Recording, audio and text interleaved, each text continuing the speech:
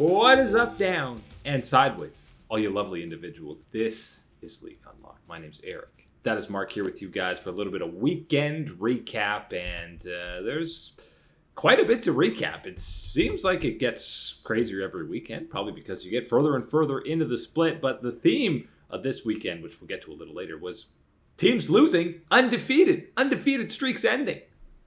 Yep, the undefeateds no more, my man. We got some upsets coming through. You got some disappointments. You got some excitement. More than any other weekend, this one I felt to me like some impact across the scene. Certainly going to be felt in the global power rankings, let alone regional power rankings this week. Let's dive into it. We start in the LCS, as always. The rivalry. It survived eons of existence of League of Legends. TSM versus C9. All the players change. And this on paper, it looked like you had the cap memes for perks, the cap gap coming into this. I was fully expecting and ready for a 3-0 weekend for Cloud9 to get back on the hype train. And then the level 1 happens for the bot lane for Cloud9, and they never get to play the game. Nope. The expectation coming in, as you said, was that this would be the rivalry match for Cloud9 to take down and get that 3-0 weekend, that bounce back, the form that they had shown to start out this weekend. The perks wearing the caps on stage, finally making sure no more lights in the eyes. Everything was great until it all wasn't great at that level 1, as you said, against TSM, getting that advantage. You're having Sven with no CS 4 minutes into the game, not even close to a bad start. This is something much worse. And Cloud9 did survive that horrible early game. They got back into the game, and then it was a forgettable game for Vulcan. He had another kind of engage. They go all in on Spica. They're using the Azir ulti onto him on the Volibear, and well, I could probably tell you how that team fight's gonna play out. I think it does not take a rocket scientist to look at that composition and go, you know what? Spending everything on the Volibear engage is not the way we're going to be in the best shape for a fight afterwards. I think, as you said, Vulcan's certainly not his best game, and you have to mention what seemed to be just a complete lapse in judgment or focus from Perks when he is taken out at the end of one of those team fights by that Volibear on Spica, managing to catch him, trying to recall, leads to that 20-minute early Baron for TSM. And as you said, even despite that horrible level 1, Cloud9 found a way to be back in this game, be in some certain situations that were more or less even, yet some of these decision-making still ended up costing them in this big rivalry game. And with the loss that TSM had against Dig, because TSM's always going 2-1 with a painful loss at some point. They got it over with Dig early, bounced back against Cloud9. If you're looking at the tier below, or the B tier of teams in NA, I think you're happy with the quality that Cloud9 and TSM have shown that they can get to. It's just about having it at a consistent basis now. But they are very much a B tier, because alone in the A tier or S tier is 100 Thieves, 8 in a row. It wasn't a super difficult schedule for them this weekend, but they did play against Team Liquid, and they slapped them around. They slapped them around. It maybe wasn't the cleanest overall weekend in performance and in execution from the 100 Thieves, but certainly in the advantages they were able to get for themselves and how they were earning those advantages throughout their own decision and gameplay absolutely deserves some credit. And one of the things that I thought was better about this weekend and this 3-0 compared to the previous success here for 100 Thieves since bringing over Abadage is, again, it's not just about Abadage. It's not about him and his individual skill and what he has done as an individual member. It's been everyone else's play that has stepped up alongside his arrival, his involvement with the team, especially, again, this past weekend with Closer picking up Player of the Week. And again, they're only 1 win ahead of TSM, so in the standings, it doesn't look like a big gap between these squads. I'm just going to read you some of the stats that 100 Thieves are first in the LCS in. You got Dragon percentage, Baron percentage, first turret percentage, gold differential at 15, team KDA, and first blood percentage. 100 Thieves first in all of those categories. That is that first place bingo card that you need to take the top spot of the LCS. And I don't see 100 Thieves relinquishing that spot anytime soon. No, it's a gap between them and anyone else in the LCS right now. The numbers speak to it. Watching how hard they dominate on the Rift also speaks to it. You know who else dominates on the Rift, Mark? Alphari. The break's over. It was supposed to be the 27th. You say, okay, this is it. This is the week Alphari comes in. Let's tune in. Team Liquid TSM. What a match. Alphari back. Where's Alphari? He's not there. Man, I was all geared up for this weekend thinking, yes, just like yourself, that we're getting Alphari back in the lineup. We've had 100 Thieves stomping through Cloud9. You know, Perks is going to get his caps. Hopefully they're looking better. TSM has been, as you said, the 2-1 special TSM squad. What was going to happen? How's TL going to climb back up in these standings to reassert themselves into the mindset of the LCS fan base? Jenkins. That was not the plan. Come on. And it's weird because they had this whole live stream talking about the roster and obviously Santorin's stepping away for his health, Jat resigning, and they mentioned this date specifically for Alphari, and you know what? To their credit, they didn't say he would be starting after this break ended. It was just Alphari's break is over on this date. I don't know if they're just taking an extra week to implement him back into the scrim. Line up for them before he comes back to starting. But I'm at a loss for words. I don't think Alphari needs a full week to adjust, guys. For some reason, we're in the territory of the Dignitas type of conspiracy theories, right? Where people were thinking, oh man, they're just putting Soligo down into Academy so he can play more games on a daily basis than you're doing at the LCS level. And then they're going to bring him up in playoffs and he's going to be ready. Well, Dignitas, you got to be careful. You might not be in playoffs. Well, I take that back. It's North America. You probably will be in playoffs the way our summer structure is. 80% of teams, yeah. Yeah, but even talking about Team Liquid, how is this the choice that you make when you're saying, all these type of things, and maybe Alphari's just, he's practicing. We're waiting for playoffs. You're watching what's going on with 100 Thieves. And I'm telling you, I'm not sitting Alphari on the bench.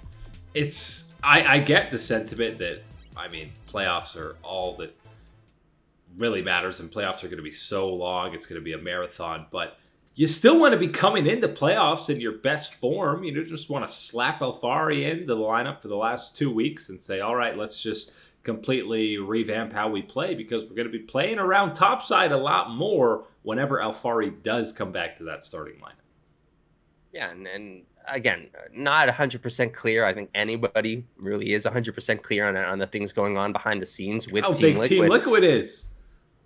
But again, yeah, that is more or less the problem that I think that we get to, is that we don't have any faith in their type of piloting and what's going on with this situation. All I know is this is becoming another of the NA graveyard memes. The top three have clinched, though, in the LCS. So C9, TSM, and 100 Thieves all clinched playoffs because 8 teams make playoffs. God bless the LCS and North American League of Legends. Also, God bless EU League of Legends. The LEC, always a nice step up from the LCS, and we are accustomed, Mark, to seeing G2 be the creme de la creme, the cream of the crop, the best of the best in EU.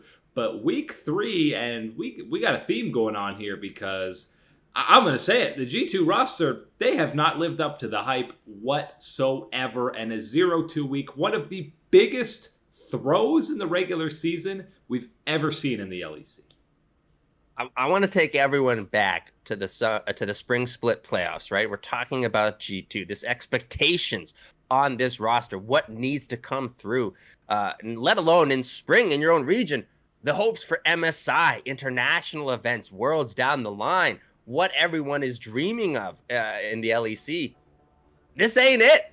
This is not it, man. We talked about the disappointment of losing out in spring in your own region, not getting that trip to MSI to prove yourself, test yourself internationally. All that gets shifted aside for your rebound in summer, that, to prove yourself, to get those lessons across. They had the leeway in spring because they'd won 4 splits in a row, been so dominant. Even losing, you say, okay, it's G2, they can bounce back. But yeah, I'm not seeing any bounce back yet. That's as I said, there's been no bounce back. This was supposed to be the summer of the bounce back, reasserting yourself into that elite territory, saying, hey, Okay, cool. Mad Lions, Rogue, everyone getting in on the action, looking cool in the playoffs for the LEC. Big Daddy G2 is back in town, and we're here to take our spot back. That has been anywhere but what we have seen from this G2 roster in summer so far, and especially seeing the level of, the bottom and mid tier of the LEC rise. G2 are certainly in trouble.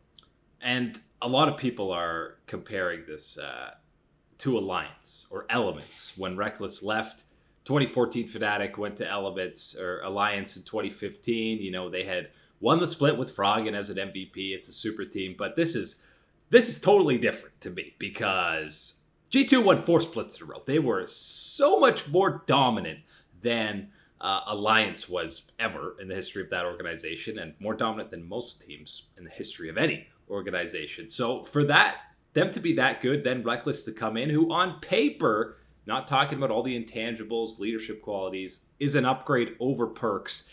And to see them dropping games to excel in dominant fashion, having huge throws, because the loss to Misfits is nothing mechanical to do with the players. It's for a team that's full of veterans to make a communication or macro error like they did, just recalling when there's an Elder Drake up. I don't know how to explain that one. Dude, I queue up with, gold, bronze, silver, iron players, whatever you want to put in their ranking. I queue up with my friends from any ranking. And even they know that when Elder is taken, do not fight Elder. That's a no-go. You're instantly fighting from 80% health. Why would you take those type of chances? And apparently, my friends at that level are smarter than G2 this past weekend, because absolutely bonkers and inexcusable in making that type of choices the way they did to close out that Misfits game and let that one slip away. Because we have the lingering effects of spring, I don't have even close to the confidence that this version of G2 can just get into playoffs as a 6th seed and then just run through everybody, mow them down, because the level of competition is revved up. And I'll tell you what, when Caps is playing at the level that he's playing right now, I was flexing the 100 Thieves stats. Let's flex some Caps stats. He's 11th in KDA. 11th means he's sub 2 hours on SK Gaming, who subbed in for 3 games. 2.0 KDA. His damage percentage, worst in the league among mid laners, and 10th in gold per minute. This is Caps, one of the best Western players of all time. What's going on? I'm putting out the missing persons report, my man. It is Craps impersonating my man Caps in the mid lane. He's got Claps tied up in the basement. He can't get out. It is, I want to bring up the very highs of the plays that Caps can bring us, just so you know how far we're falling and where we are with G2. Think back to the dominant performances on Silas at Worlds, at international events, everyone going, you know what? This is it. This is Baby Faker. There's no more. He has arrived. This is Caps. No more Baby Faker. Who cares?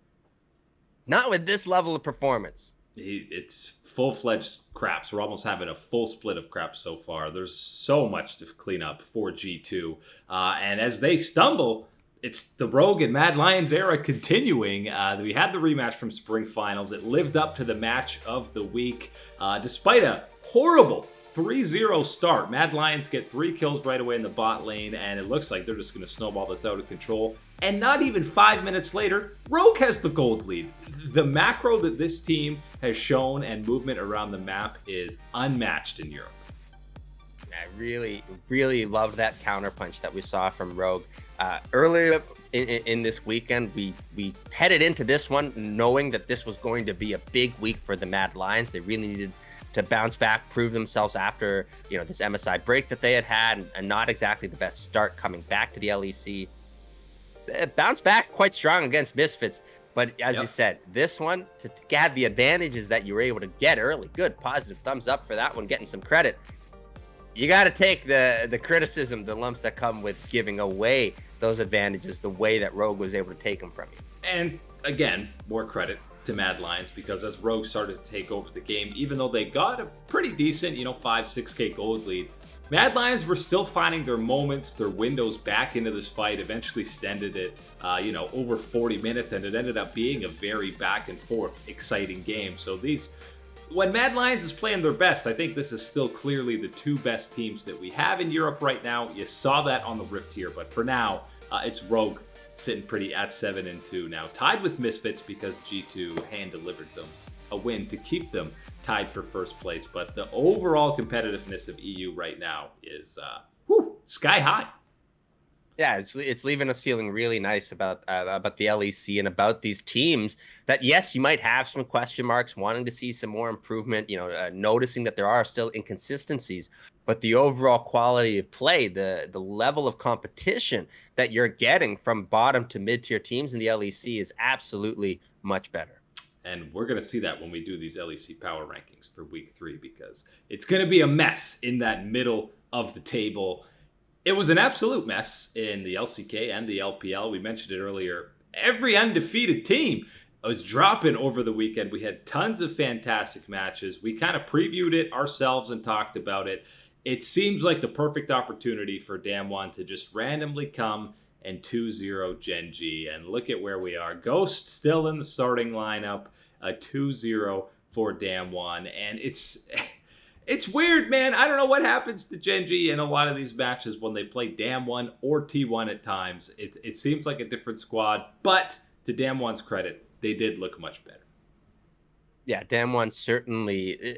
This is one of those ones where, yes, I think that there has to be a healthy dose of disappointment overall for not providing a stiffer test from Gen G and expecting more given the record and some of the performances recently. But when you look at the overall game and how things went, this has to be positives for Damwon and what they were doing proactively to be the better team and get the one to win this series.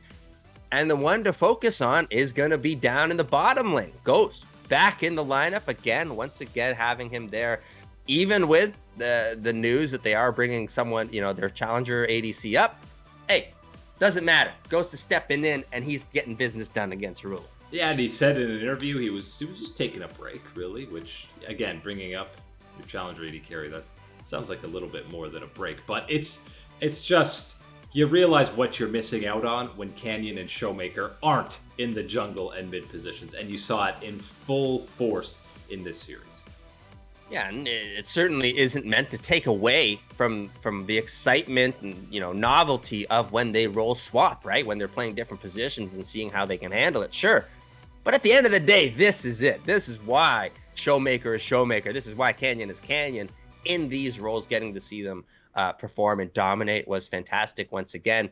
And I like that you mentioned that, yes, this was, cleared up by Ghost talking about, I just needed a break, the long time between from being, world champion, going to MSI, it's constant, sure.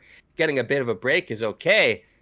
Seeing the way that things shifted around, bringing up the challenger ADC and everything else certainly leaves us feeling a little bit sus. And I'm still going to want to keep eye on that situation. Yeah, we'll be monitoring what Damwon looks like going forward. It was a very different 2-0 TES versus EDG. This is about the closest, most competitive 2-0 you will ever see. It was 86 minutes on the Rift between the two, 90 kills across the two games.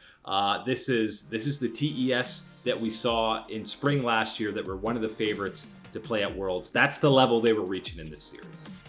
Yeah, this is one of those ones where, you're really not taking anything away from EDG, even if they are not undefeated anymore. Given the fight that was given to them by Top Esports, what you saw, and I want to talk about almost every single member of Top Esports on the day stepping up. Good Jackie Love. Woo! Good Jackie Love on the Draven, my man, getting some of that action happening on the Rift. It was really, really a good positive kick in the pants for the rest of the LPL to have Top Esports in this type of form and show it against EDG.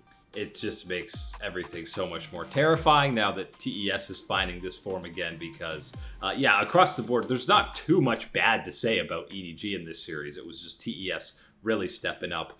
The Rare Atom versus LNG series, maybe you're a little bit more disappointed in what you got out of LNG because it was pretty controlled for Rare Atom, getting another 2-0 against an undefeated team. They ended up losing to JDG later in the week. But Rare Atom, listen, Rare Atom and LNG are still the biggest surprises of summer.